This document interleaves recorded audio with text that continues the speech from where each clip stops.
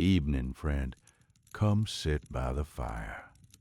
Got a story tonight about a river that rose without warning on a February morning, and two men who went in after strangers they had never met. Pour yourself something warm. Settle in. Pull that blanket up if the night's got a bite to it. And let me tell you about the Yellowstone in winter, and what it asked of a deputy and a cowboy on the coldest morning of 1874. There is a particular sound a winter river makes when it is running too fast and too full, and something has gone into it that should not have.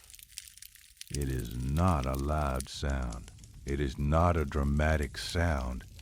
It is a sound that moves through you before you have time to think about what it means.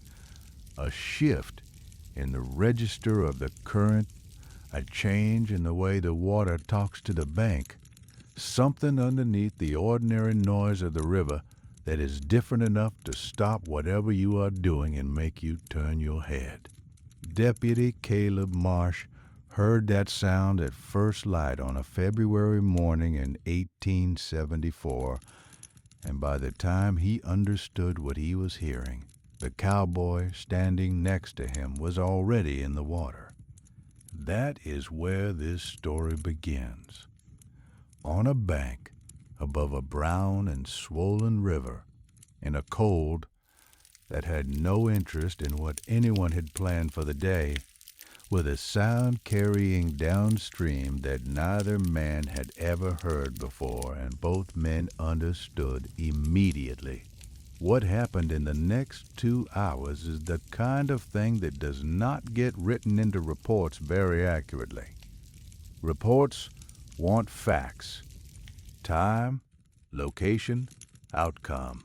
They do not have good language for the particular quality of decision that gets made when a man looks at a river that is trying to kill everything in it and steps off the bank anyway.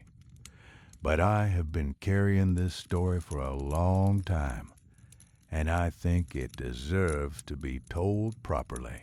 Welcome to Western Sleep Story, where the Old West carries you to sleep. Every week I sit by this fire and tell a new tale, slow, calm, with nothing but the crackle of the flame and a story worth drifting off to. If you're new here, you're welcome to stay as long as you like. And if these stories help you rest, that little subscribe button means you'll never have to look for the fire again. It'll be right here, waiting. Now, let's go back to February of 1874. The Yellowstone had been building for 3 weeks. It was the kind of thing that happened in late winter, when the mountains held more snow than usual, and then the temperature shifted too quickly. Not a gradual thaw, but a sudden warming that hit the high country all at once and sent the melt down through every drainage and tributary and creek bed in the range simultaneously. The river knew it was coming before anyone in the valley did. It had been rising since the first week of February, slow at first, then faster, the color changing from the usual winter gray-green to a thick, churning brown as it picked up soil and debris from the banks upstream. By the morning of February 11th, the Yellowstone was running at nearly twice its normal winter volume. Deputy Caleb Marsh had been watching it for 4 days. He was 32 years old, had been a deputy in Crestfall County for 6 years, and had spent enough winters in this valley to know what a river looked like when it was getting ready to do something that nobody was going to enjoy. He had ridden the bank twice in the past week, checking the crossing points, noting which ones were still usable and which ones had gone under. He had stopped at the Harker Ranch and told old Tom Harker to move his low-pasture cattle to higher ground. He had done the same at the Brennan place. He had been methodical and unhurried about it, the way a man is when he believes a problem can be managed if it is addressed before it becomes an emergency. He had not anticipated the crossing log. The Crow village of Standing Elk's band had wintered in the same location for 4 years, a sheltered bend in the river 6 miles north of Crestfall, where the cottonwoods were thick enough to break the wind and the ground stayed dry enough to camp on even in heavy snow. Caleb had a working relationship with Standing Elk's band that had developed slowly over those 4 years into something that functioned on both sides as a cautious mutual respect. He knew the village was there. He had checked on them twice in the past week as well, noting that they were watching the river with the attention of people who had been reading rivers for generations and did not need a deputy to tell them it was high. What he had not known, what nobody had told him, was that Running Deer had decided on the morning of February 11th to cross to the eastern bank. Running Deer was 24 years old. She was the wife of a man named Owl Feather, who was away on a 3-day journey to the north, and she was the mother of 2 children, a boy of 6 named Little Stone and a girl of 4 named Wren.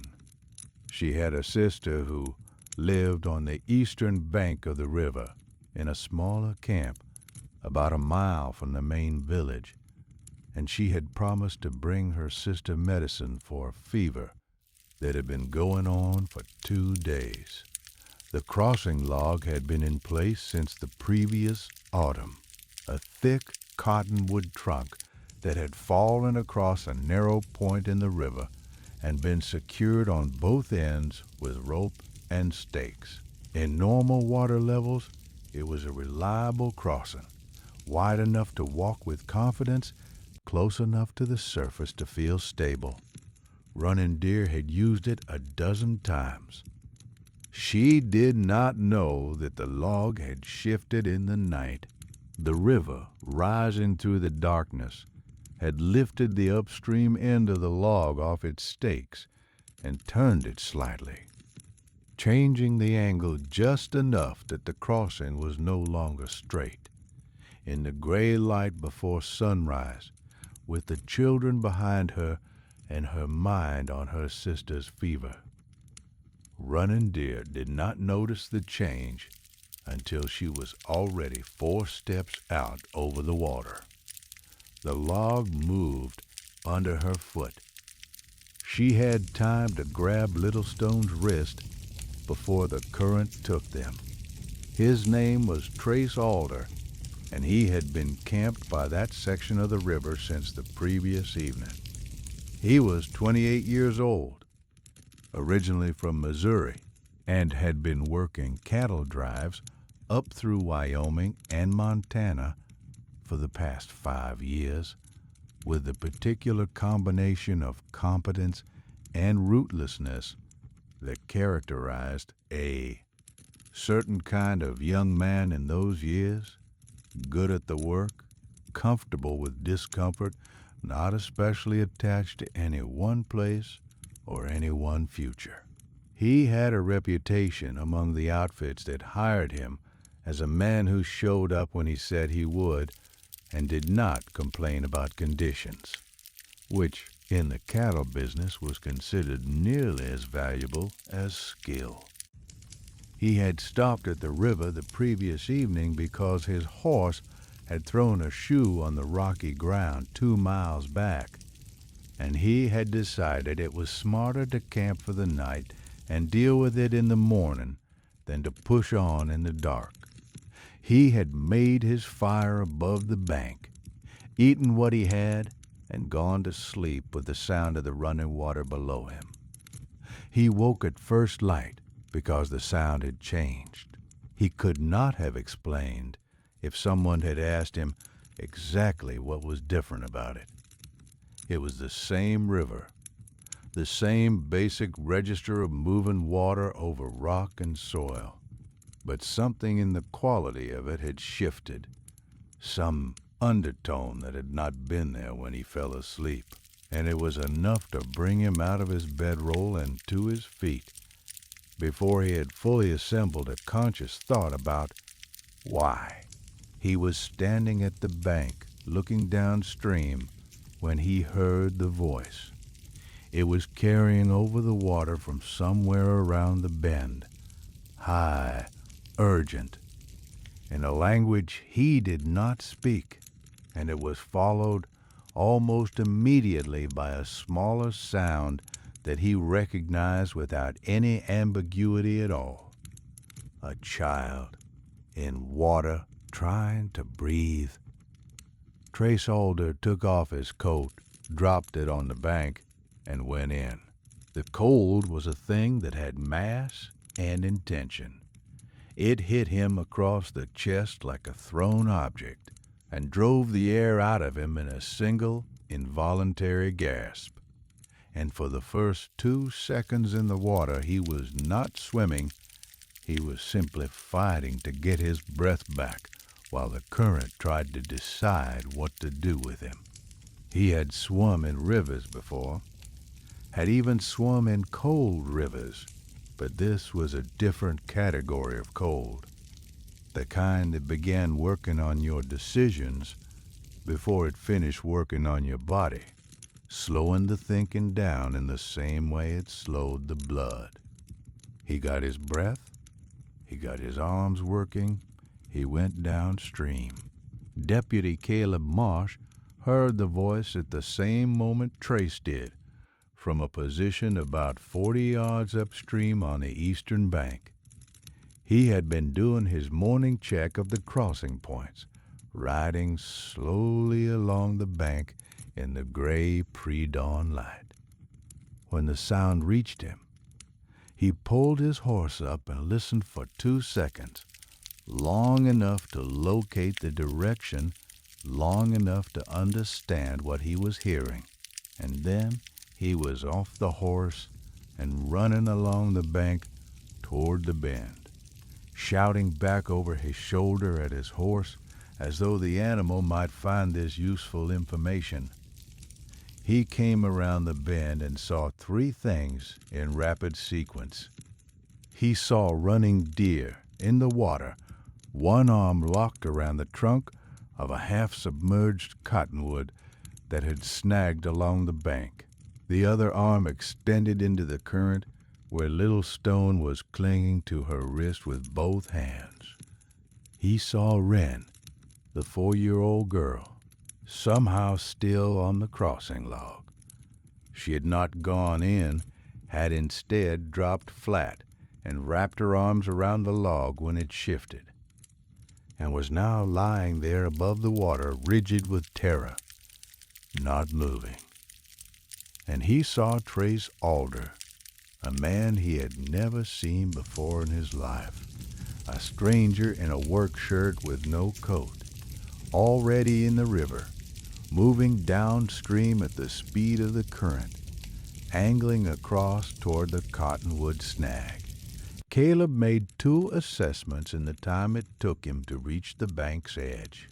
The first was that the man in the water had a reasonable chance of reaching running deer and the boy if the snag held, but that the snag was a dead cottonwood that had been in the water long enough to be uncertain, and if it gave way before the man reached it, there would be 3 people in the current instead of 2. The second was that the girl on the log was not going to move on her own, and that the log was still shifting, and that someone needed to get to her from the bank side before it shifted enough to take her in as well.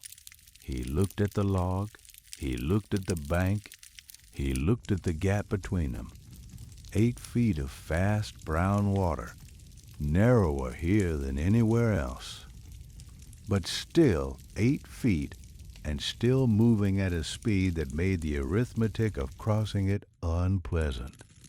He found a rope on his saddle. He found a thick cottonwood root jutting from the bank. He made a calculation about angles and current that he would not have been able to write down, but could feel in his hands and his feet the way a man feels the footing of uncertain ground. Then he tied one end of the rope to the root, wrapped the other end around his left forearm, and stepped off the bank. The cold took Caleb the same way it had taken Trace. All at once, without negotiation, a full-body fact that had to be accepted before anything else could happen. He did not go under. The rope held his angle against the current, swinging him out from the bank in a wide arc toward the log. And he kept his feet moving, his free arm pulling against the water, his eyes on Wren's small, rigid form above him. She was still there. She was not moving. Her eyes were open and fixed on the bank she had come from, the western bank, as though if she looked hard enough it might come closer. Caleb reached the log on his second swing arc, got his free hand over it, held. The log shifted. He felt it move under his grip, a slow, grinding rotation as the current pushed at the downstream end. And he tightened his hand and said, in a voice he tried to make as ordinary as the situation would allow, "Hey, I've got the log. It's not going anywhere. Can you look at me?" Wren did not look at him. "That's all right," he said. "You don't have to look at me. I'm just going to stay here for a minute." He stayed there. The rope held. The log shifted once more and then settled into a new position that felt, for the moment, stable. Caleb kept his hand on it and kept talking, not saying anything in particular, just keeping the sound of a human voice in the air between himself and the child, steady and unhurried, the way you talk to a spooked animal when you want it to understand that you are not the thing it needs to be afraid of. Downstream, Trace Alder had reached the cottonwood snag. He came at it from an angle the current had chosen for him rather than one he had chosen for himself. And the impact with the submerged trunk was hard enough to drive the air out of him again. He got both arms over it. He got his face above water.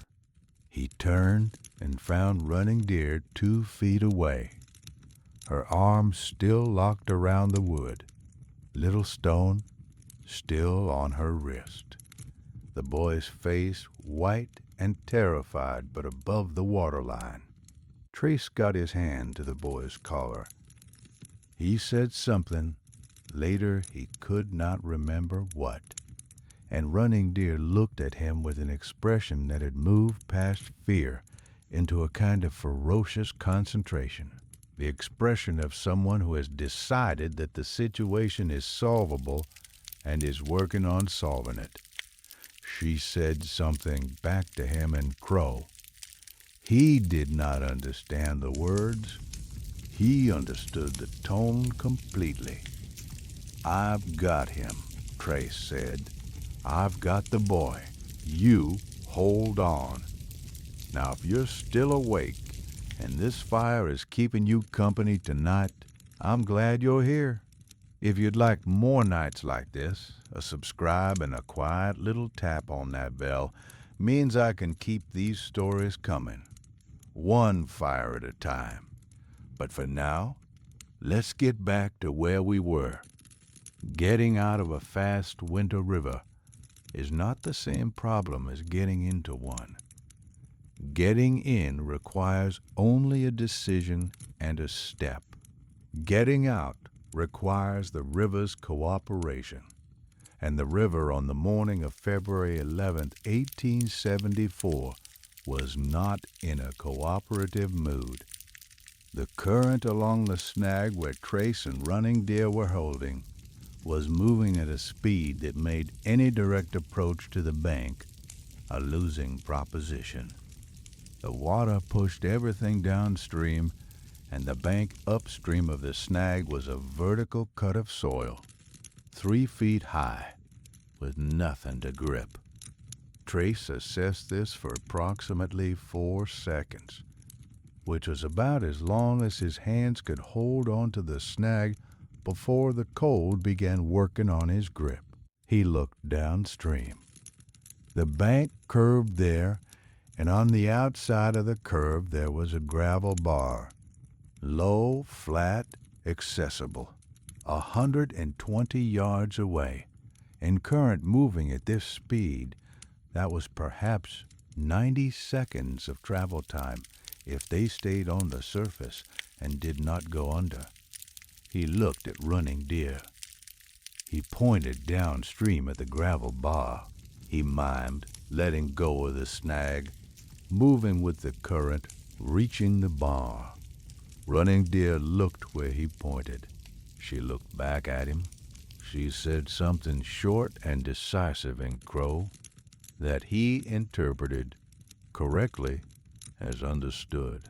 He got Little Stone's collar firmly in his right hand, made sure the boy's face was clear of the water, and nodded at Running Deer. They let go of the snag together. The current took them immediately, efficiently, without drama. It was simply a fact of physics. The river had somewhere to go, and they were now part of the going. Trace kept his right arm up, kept the boy's head above water, used his left arm and his legs to maintain an angle that was angled toward the bar rather than straight downstream. Beside him, Running Deer was swimming with a strength and competence that he had not expected and immediately respected. She was not fighting the current. She was using it, reading it the way someone reads familiar ground, finding the edges of it where it was slower and pushing into those edges. They hit the gravel bar 93 seconds after they let go of the snag. Trace got his feet under him first, got an arm out to Running Deer, got them both upright and stumbling up the gravel into the thin strip of willows above the waterline. He went to his knees.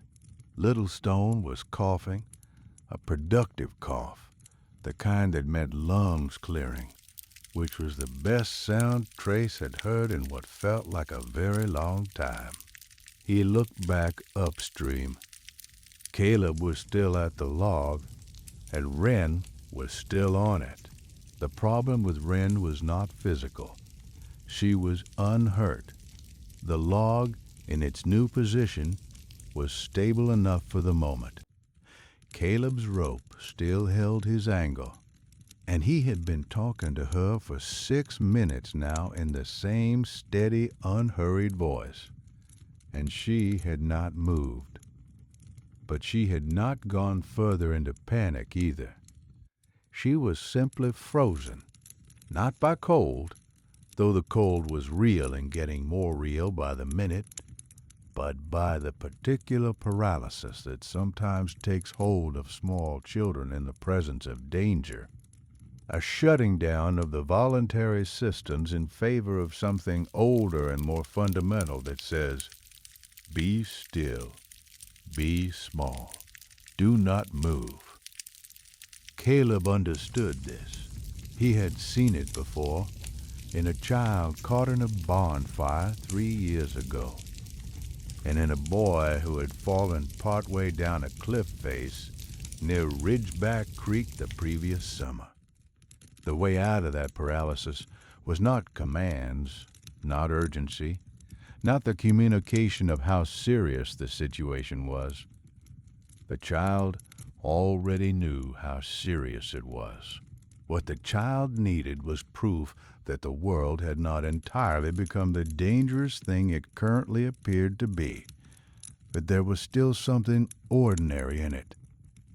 that the voice on the other side of the danger belonged to a person who was not afraid. "My name's Caleb," he said, water moving past him at the speed of something that had made up its mind. "I've been a deputy here, going on 6 years. Before that I worked cattle, mostly up in the northern ranges. Before that I grew up in a town called Millhaven in Kansas, which is a fine town if you don't mind the wind. And I will tell you that the wind in Millhaven has opinions about everything and shares them freely." Wren blinked. It was the first voluntary movement she had made since he reached the log. "My mother made a pie," Caleb continued, in exactly the same tone, "that I have not tasted the equal of in 32 years of living. Apple and something else. She would never say what the something else was, which I have always considered an act of cruelty towards someone who just wanted to bake a decent pie himself." Wren's eyes moved. They moved from the western bank, where they had been fixed, to Caleb's face. "There you are," he said, very quietly. "Hi." She looked at him for a long moment. Then she said something in Crow, very small, very quiet. "I don't speak your language," he said, "but I think you're asking if I can get you off this log. And the answer is yes. I just need you to move about 2 feet toward me. Can you do that? Just 2 feet. You don't have to stand up. You can keep your belly on the log the whole time." She looked at the water below the log. "Don't look at the water," Caleb said. "Look at my hand." He extended his free hand toward her, the hand that wasn't holding the rope, palm up, steady, not grabbing, just there. She looked at his hand for what felt like a long time. Then she moved. They were all on the gravel bar by 9 in the morning. Trace had come back upstream along the bank to the point closest to the log and had been ready with his arms when Caleb swung Wren off the wood and let the rope bring them, both back to the shallows. Running Deer had Little Stone wrapped inside her own wet coat, her body heat against his, moving with the deliberate efficiency of a mother who has taken stock of the situation and is addressing it. The boy was cold and shaken, but his color was coming back. Wren, once she was off the log and on solid ground, had stopped shaking and started crying, which Caleb recognized as a significant improvement. Caleb's horse had come around the bend at some point during all of this. Horses having their own relationship with emergencies, and was standing on the bank above the gravel bar looking down at the scene with the expression of an animal that has witnessed something it does not fully understand and is reserving judgment. Trace Alder was sitting on the gravel with his knees up and his hands between them, which was his body's way of dealing with the fact that the cold had finished its work on his hands and they were not entirely responding to instructions anymore. He was watching Running Deer and the children with an expression that was not pride exactly and not relief exactly, but something in the territory between the two. Caleb came and sat beside him. Neither of them spoke for a moment. Then Caleb said, "I don't know you." "Trace Alder," Trace said. "Missouri originally, passing through." "Caleb Marsh, deputy." He paused. "You went in fast." "Didn't think about it much," Trace said. "No," Caleb agreed. "I noticed that." They sat together on the gravel bar, while the river moved past him with the same indifferent force it had had all morning, carrying its load of snowmelt and soil and debris downstream towards somewhere that was not here. Running Deer, across the bar, had gotten Little Stone on his feet and was checking him over with her hands, face, arms, chest, with the systematic thoroughness of someone who knows what cold water does to a small body and is verifying that it has not done it here. At some point she looked up and found Caleb watching her. She held his gaze for a moment. Then she nodded once, a short, deliberate movement that contained, as far as Caleb could interpret it, a great deal. He nodded back. 3 days later, Standing Elk came to Crestfall. He came alone, on a good horse, in the middle of the afternoon, and tied up outside the deputy's office with the composure of a man who has done this kind of thing before and intends to do it correctly. Caleb was inside when he heard the horse and came out to find the village leader standing on the porch with his arms at his sides and a look of calm purpose on his face. They did not share enough language for a long conversation. They had managed, over 4 years of cautious proximity, to accumulate perhaps 40 words in common. Enough for practical matters, not enough for anything requiring nuance. Standing Elk said Caleb's name. Then he said Running Deer's name. Then he said the Crow word that Caleb had learned early and used carefully, the one that meant approximately debt or obligation or the weight of what is owed, a word that in Crow carried more gravity than its English equivalents, because it implied not just a transaction, but a relationship, a change in the nature of the connection between two people. Caleb said the word back to him, and then shook his head slowly. Standing Elk looked at him for a moment. Caleb tried to find the words for what he wanted to say, which was that he did not want the debt acknowledged because he did not think of it as a debt, that what had happened at the river on February 11th was not a transaction, not a favor owed and to be repaid, but simply the thing that 2 men had done when a mother and her children were in the water and there was a chance of getting them out. That the river had not asked him his feelings about the village before it took them in, and he had not asked his feelings about the village before he went in after them. He did not have the language for all of that. What he said, instead, was the Crow word for neighbors. It was one of the 40 words they shared. He said it, and then gestured between himself and Standing Elk, and then outward toward the valley, toward the river, toward the general territory they both occupied. Standing Elk looked at him for a long moment with an expression that Caleb could not read precisely, but that contained, he thought, something like recognition. Then he said something in Crow that Caleb did not understand.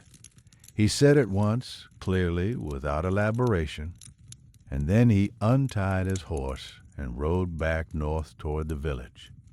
Caleb went inside and wrote it down the way it sounded, phonetically in the margin of his duty log. He asked 3 different people over the following weeks if they could tell him what it meant. 2 of them didn't know. The third, a trader who had spent 10 years in Crow country, read what Caleb had written and thought about it for a moment, and said it meant something like, "The river knows who stood on its bank." Caleb thought about that for a long time. He thought about Trace Alder, who had ridden out the morning after the rescue with a reshod horse and a nod and no particular need for anything further. He thought about Running Deer, who had swum a winter river with her son on her wrist and reached the gravel bar under her own power. He thought about a 4-year-old girl on a shifting log and a voice telling a story about pie, and the way a child's eyes move when they decide to trust something. He thought about the river, still running out there past the town, still carrying its load of snowmelt downstream, indifferent as ever to the particular dramas playing out on its banks, he thought. The river knows who stood on its bank, and he thought that was, all things considered, exactly right. He had stood on the bank, he had gone in, he had come out the other side with everyone he went in after. That was the whole of it, really. Everything else was just the river talking. And that is the way I heard it told. The fire is getting low now. Caleb Marsh stayed a deputy in Crestfall County for 11 more years after that February morning. He and Standing Elk's band developed, in the years that followed, something that was neither friendship nor alliance exactly, but something that functioned better than either of those words in the territory where it lived. They watched out for each other. They kept their word. They shared the valley without making a project of it. And every winter, when the river rose, Caleb rode the bank, not out of duty exactly, not out of any expectation that something would go wrong, just because the river knew who stood on its bank, and he intended to keep standing there. You rest easy tonight, friend, and if this story gave you a quiet place to land, if that February river kept you company a while, I'd be grateful if you'd share it with someone who could use a peaceful night. Leave me a word in the comments. Tell me where the fire took you tonight. I read every one. I will be right here next time you meet a story. The fire will be burning, same as always. Good night.